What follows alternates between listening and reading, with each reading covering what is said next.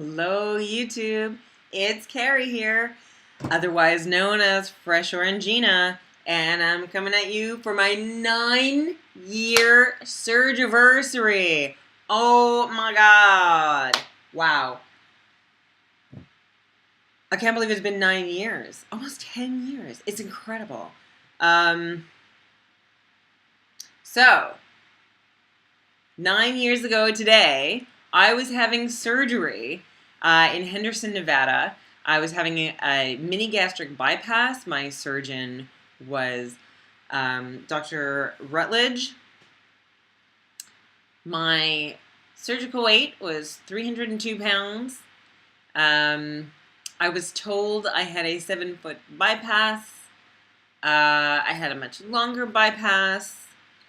In my first year, I went from 302 down to, I think, like 132 in under a year, in about 10 months.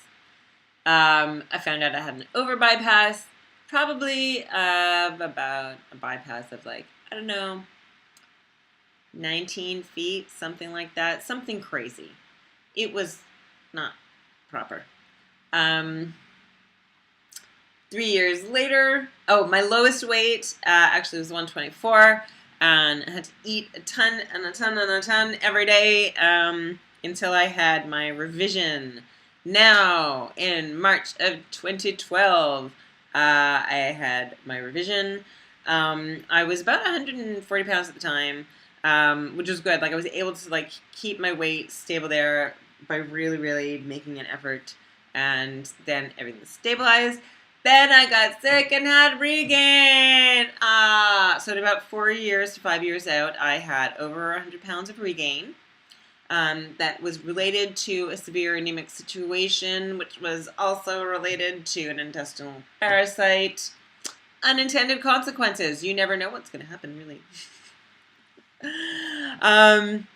But medication done, it was good, and then I was left as really big, and oh my God, what am I going to do? I regained almost all my weight.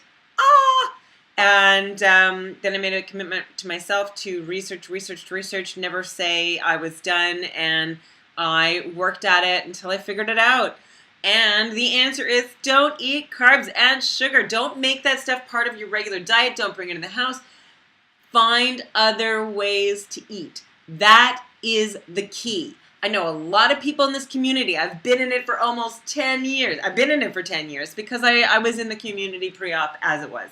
So learning from all of the people who are the most successful, who reach their goal weights, who maintain for years and years and years in perpetuity, who truly make it work and gain their health.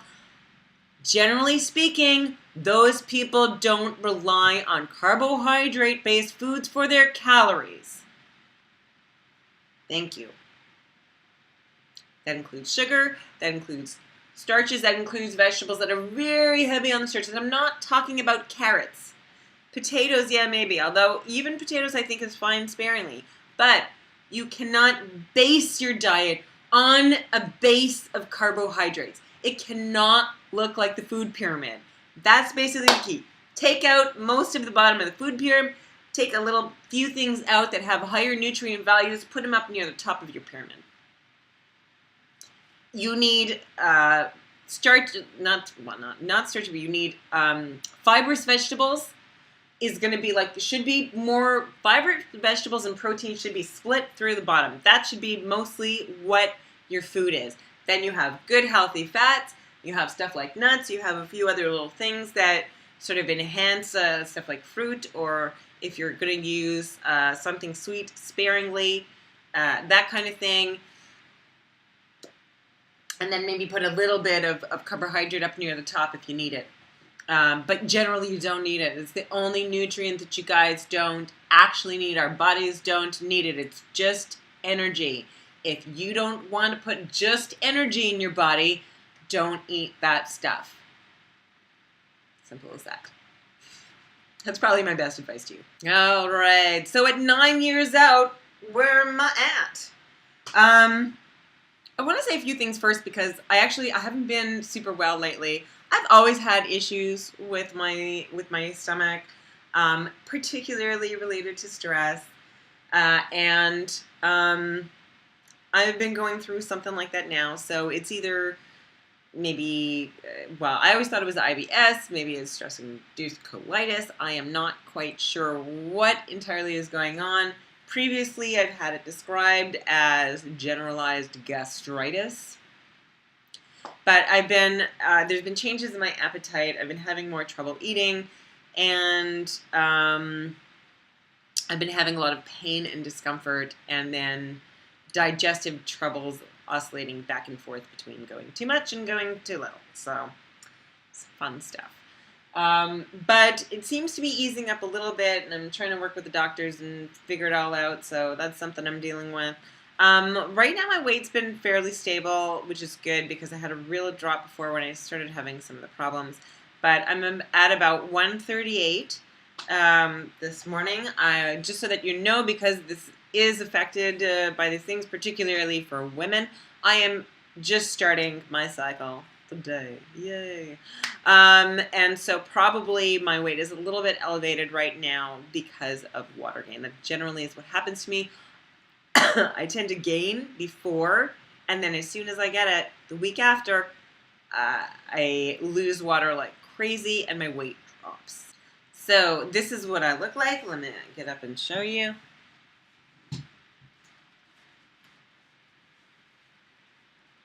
Here, I'm going to move this over to the side here. Okay, so I'm actually going to lift this up. So this is like my rib cage. And I have a tremendous amount of excess skin here still. That has not been dealt with surgically. I'm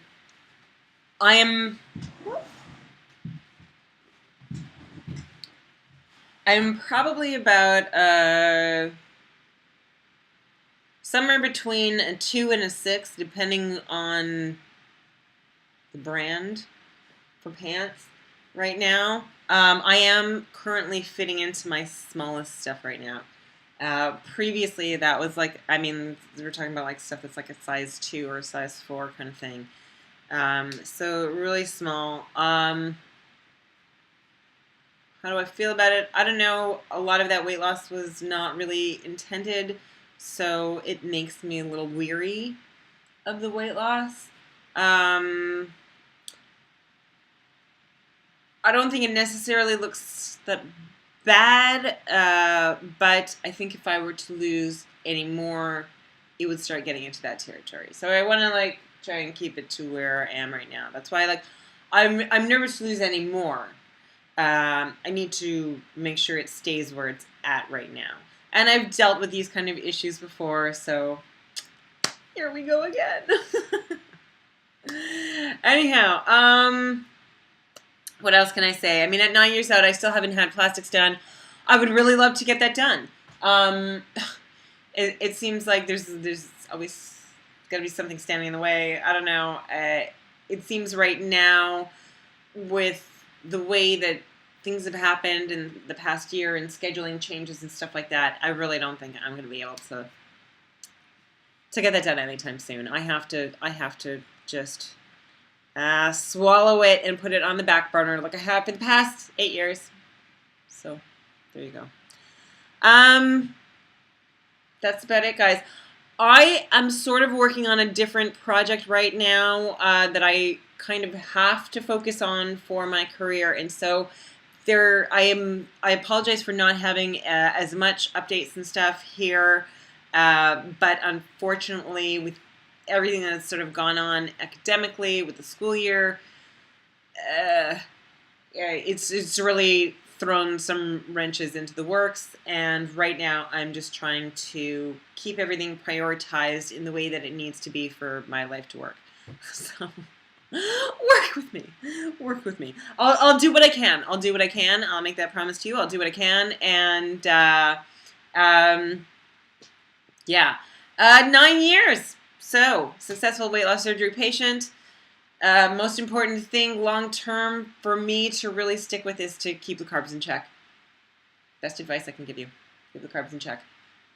Most important, more than anything, is Just don't make that the base of your diet, and you'll easily be able to control and monitor your weight. All right, guys. See you later. Bye.